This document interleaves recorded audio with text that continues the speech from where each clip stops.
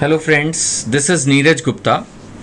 इस वीडियो में हम पढ़ेंगे एक एड ऑन कवर के बारे में which is about return to invoice.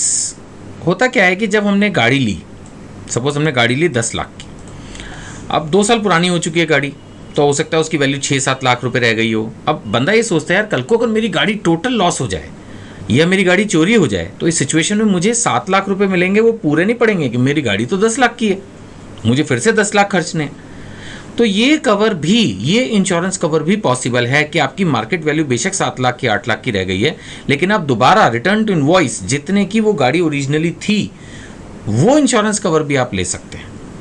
Extra premium देना पड़ेगा एंड इसमें जो क्लेम पेबल होगा वो सिर्फ तभी होगा नेचुरली जब टोटल लॉस होगा। कंस्ट्रक्टिव टोटल लॉस मैं पहले भी बता चुका हूं कि जब रिपेयर बिल 75% से ऊपर जा रहा हो, 10 लाख की गाड़ी में 7.5 लाख रुपए से ऊपर का अगर बिल है तो वो CTL है। तो टोटल लॉस या 75% से ज़्यादा रिपेयर बिल आ रहा हो गाड़ी की वैल्यू से, या थेफ्ट हो, इन 3 सिचुएशंस में रिटर्न टू इनवॉइस। मैं एक बार फिर से एक्सप्लेन करने की कोशिश करता हूँ रिटर्न टू इनवॉइस। मैं एक एग्जांपल ले रहा हूँ कि जैसे एक बंदे ने गाड़ी ली 10 लाख की, 2 साल पुरानी गाड़ी है, अगर कल को गाड़ी चोरी हो जाए और कंपनी उसकी करंट वैल्यू के हिसाब से उसके 7-7.5 लाख रुपए, 6.5 लाख रुपए पकड़ाए, तो देखा जाए तो वो सही मायने में अपनी पोजीशन पर नहीं आया, क्योंकि अब उसको नई गाड़ी खरीदनी पड़ेगी। गाड़ी तो चोरी हो गई, एक्सीडेंट में तो चलो फिर भी वो रिपेयर करा लेगा, लेकिन अगर टोटल लॉस हो जाए या इतनी ज़्यादा गाड़ी डैमेज हो जाए कि कंस्ट्रक्टिव टोटल लॉस, जिसको हम प्रिज्यूम करके चलते हैं भाई अब तो ये खत्म ही होगी गाड़ी, या चोरी हो गई, अब उसको नई गाड़ी खरीदनी है, नई गाड़ी खरीदने में उसके पैसे शॉर्ट पड़ जाएंगे।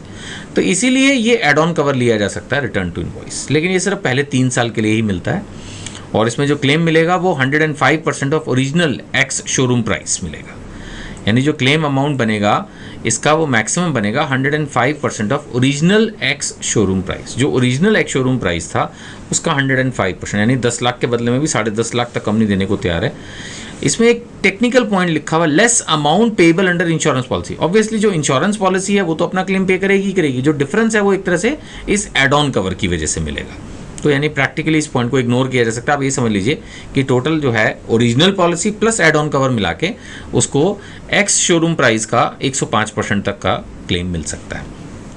इसके अलावा गाड़ी का registration charge, road tax, first insurance policy अगर डिजिट, यानी कि जिस कंपनी की इंश्योरेंस पॉलिसी है 2 डिजिट की उसकी पॉलिसी ले, देन एसेसरीज, CNG किट वगैरह, ये सब उसको जो है वो पैसा कंपनी देगी अगर उसने ये एड ऑन कवर लिया है। तो वो बात अलग है कि सम टाइम इसमें कंपनी कोई को पेमेंट की कंडीशन लगा सकती है कि भाई ऐसी सिचुएशन में कुछ 10%, 15% आप खुद भी बियर करोगे, तो वो एक डिफरेंट स्टोरी है। तो उसको भी पॉलिसी लेते वक्त समझ लेना चाहिए कि को पेमेंट कंपनी ने लगाई है, नहीं लगाई है, क्या है, और उसके हिसाब से ये इंश्योरेंस कवर रहता है। ठीक है ना। So this we were discussing about an add on cover return to invoice, जैसा मैंने बताया, जिसके अंदर जो ओरिजिनली जितने की गाड़ी खरीदी थी अगर कल को टोटल लॉस हो जाए या चोरी हो जाए तो वो क्लेम उतने तक मिल जाता है। This is an add-on cover payable, मतलब this is available on payment of extra premium, right? और पहले 3 साल तक ही 2 डिजिट इंश्योरेंस कंपनी ये वाली पॉलिसी इशू कर रही है आपको। Thank you.